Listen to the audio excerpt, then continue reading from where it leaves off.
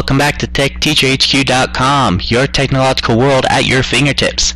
My name is Jackson Ponsler, and today we will continue our Calculus 2 course and talk about exponential functions and their derivatives.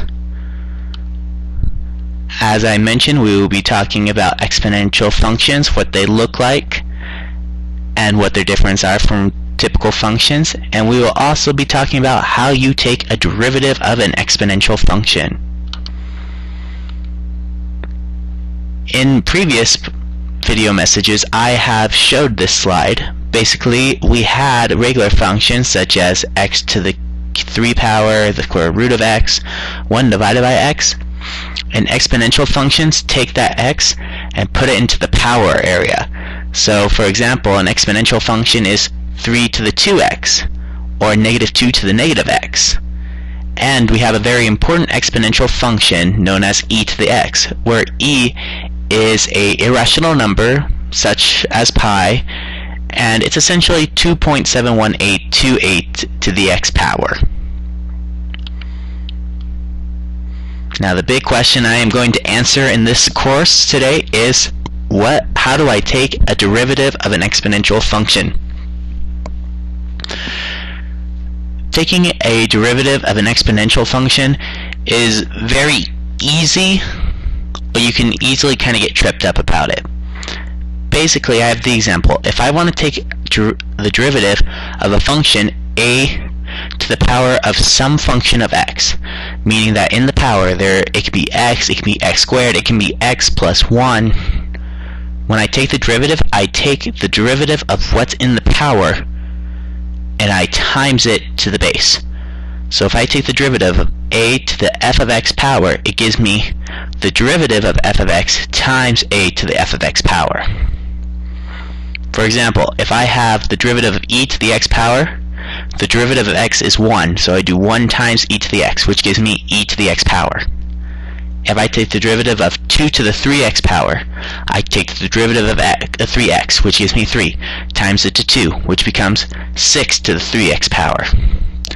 Or, I can take e to the x squared plus 1, take the derivative, which is 2x, and times it to e, so it becomes 2x times e to the x squared plus 1. Now we're going to do a little bit more complex derivatives. I'm going to give an example of the chain rule, and I'm also going to give an example of the law of exponents. If you guys have not seen the course section where I talk about the law of exponents, go there. It helps out a lot when you do a derivative to simplify it down and find what's easy. So for the example with the chain rule, I have two products, x times e to the x squared. Now with the chain rule, I take the derivative of one of them and leave the other the same, and then I add together the derivative of the opposite one times regular. So basically, to put it into simple terms, if I have the function x times e to the x squared, I take the derivative first of e to the x squared, which is 2x times e to the x squared, and then I times it by x. Then I add, taking the derivative of x, 1 times e to the x squared. Adding them together, I get 2 to the x squared, e to the x squared, plus e to the x squared. The other example I have is the law of divisions, where if I have e to the x cubed divided by e to the x, I can take the exponent, e to the x, and subtract it from x cubed. So I take the derivative of now e to the x cubed minus x, which becomes 3x squared minus 1 times e to the x cubed minus x. It's my favorite part of that course.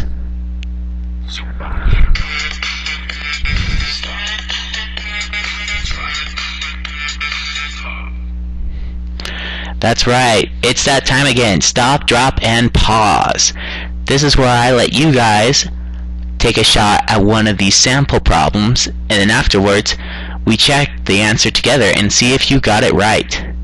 So I want you to pause the video, grab your scratch paper and pencil, and try to solve this problem. Take the derivative of this equation, 4 to the x squared plus x plus 1, at x equals 1. Now I already showed you guys how to take a derivative, and I'm going to remind you. Once you take the derivative, you set it equal to 1 and solve for the instances where x equals 1. If you can't do that, then just solve for the derivative of x, and we will solve for the derivative of the formula, and we'll come back to how you solve for at x equals 1.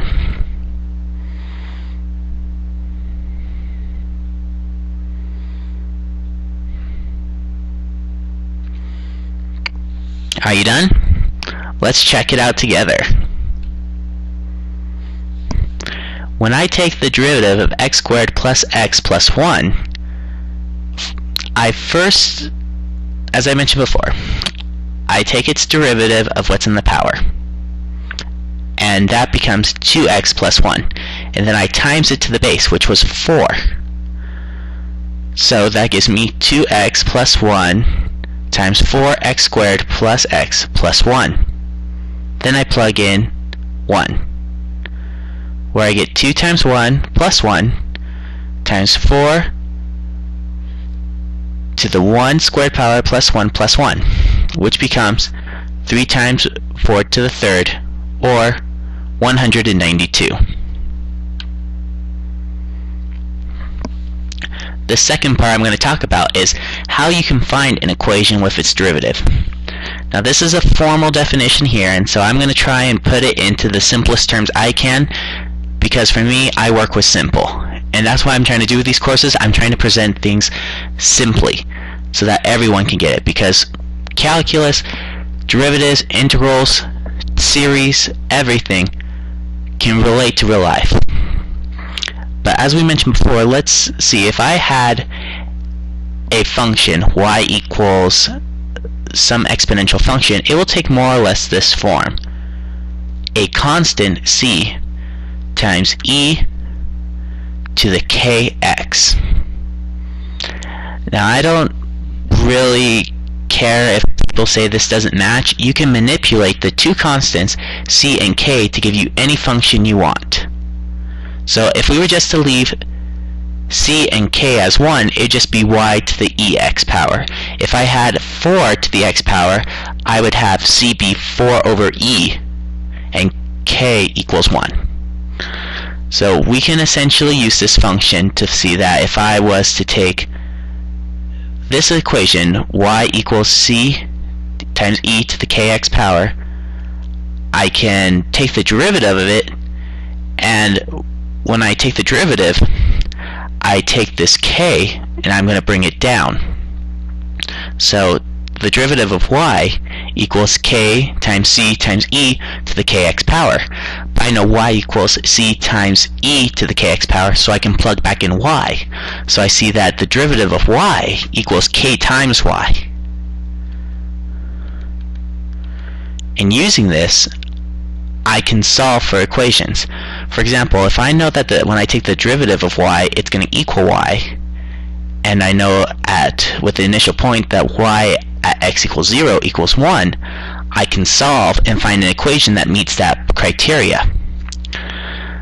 So using the function I found, taking the derivative of c times e to the kx equals k times c times e to the kx, I can see that I want y prime to equal y.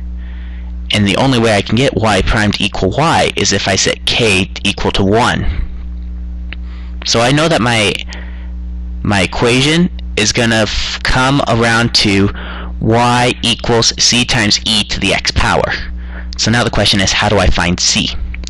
I find c by plugging in at x equals 0, it becomes 1. So 1 equals c times e to the 1 times 0, or c times e to the 0 power, or c equals 1. So the function that meets this criteria is y equals e to the x. Here is the final problem, guys. I want you to be able to solve it. Determine all the functions of y equals f of x, such as if I take the derivative of y, it's going to equal 2y, and at x equals 0, y equals 3. Use the previous example that we just had and try and solve it.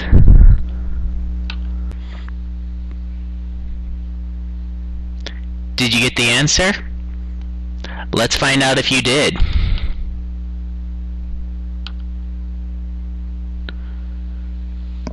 As we mentioned before, we are trying to find an equation that fits, where if we take the derivative of y, it's going to equal 2y, and where x equals 0, y is going to equal 3.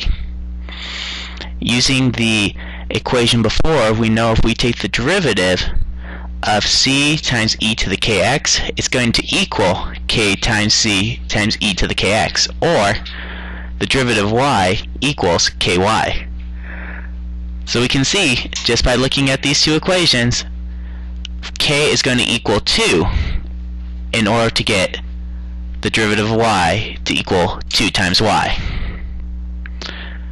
So we know that our equation is going to take around the form of y equals c times e to the 2x. Now we just have to find c. We find c by using our initial condition. If we have at x equals 0, y equals 3, then we put 3 equals c times e to the 2 times 0 power, and anything times 0 equals 0. So we have 3 equals c times e to the 0, and anything to the power of 0 equals 1. So we know that c equals 3. And plugging in the value of c, we are able to see that y equals 3 times e to the 2x power. And that concludes this portion of exponential functions and their derivatives. Thank you for watching TechTeacherHQ.com.